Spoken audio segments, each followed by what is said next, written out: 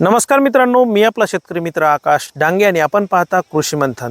तर आपल्या मागच्या 2 वर्षापासून भरपूर सारे आपल्या ज्या ताई असतील, ज्या भगिनी असतील, त्यांचं म्हणणं येत होतं की दादा तुम्ही तुमच्या शेतामध्ये जी हळद पिकवता तर ती आम्हाला खाण्यासाठी घरगुती वापरासाठी उपलब्ध करून द्या। कारण मागच्या 8 दिवसापूर्वी जर आपण एक बातमी ऐकली असेल तर एका लग्नामध्ये हळद नवरी नवरदेवाच्या अंगाला लावल्या गेली किंवा त्यांचं जे वऱ्हाड होतं त्यांनी रात्री हळद लावली आणि दुसऱ्या दिवशी सकाळी जर बघितलं तर त्यांच्या अंगावरती आहे ती पूर्णच्या गालाला याला एलर्जी झाली होती। हा प्रकार तुम्ही ऐकला असेल।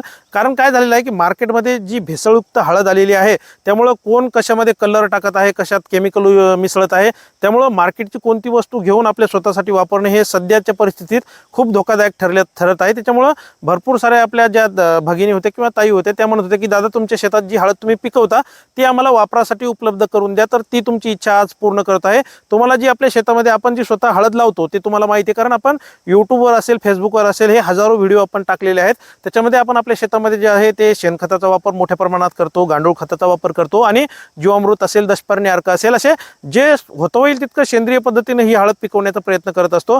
तर हे आपण जी हळद पिकवतो ती स्वतः आपण पिकवल्याच्या नंतर तिची आपण व्यवस्थितरित्या काढणी करतो। काढणी केल्याच्या नंतर ती हळद पूर्ण आपलं जे बॉयलर असतं, कुकर असतं, त्याच्यामध्ये ती शिजवल्या जाते।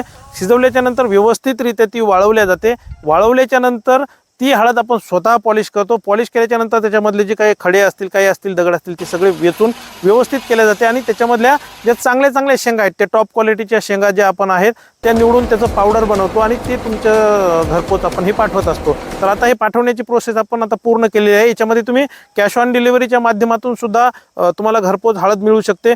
आता हळदीचा जर आपण वापर बघितला तर दैनंदिन जीवनात आपल्या घरामधला सगळ्यात आयुर्वेदिक प्रोडक्ट म्हणलं तर हळद आहे। कारण साधा आपल्याला सर्दी खोकला जरी झाला तर आपण तिथून हळदीपासून सुरुवात करतो आणि मार्केटच्या हळदीमध्ये सध्या केमिकल खूप मोठ्या प्रमाणात आहे। त्यामुळे आपण जे पदार्थ किंवा हळद विकत घेतोय ती आपल्याला खरंच चांगली मिळालेली आहे का नाही याची शाश्वती नाही। त्यामुळे तुमची जी इच्छा होती की तुमच्या शेतातील हळद तुम्ही आम्हाला द्या, तर ती तुमची इच्छा पूर्ण करताय। त्याच्यामध्ये आपण 2 पद्धतीची हळद तुम्हाला देत आहे। जी की शेंगापासून बनवलेली जी हळद असते ती सुद्धा आम्ही तुम्हाला पावडर करून तुमच्या घरपोच देणार आहे।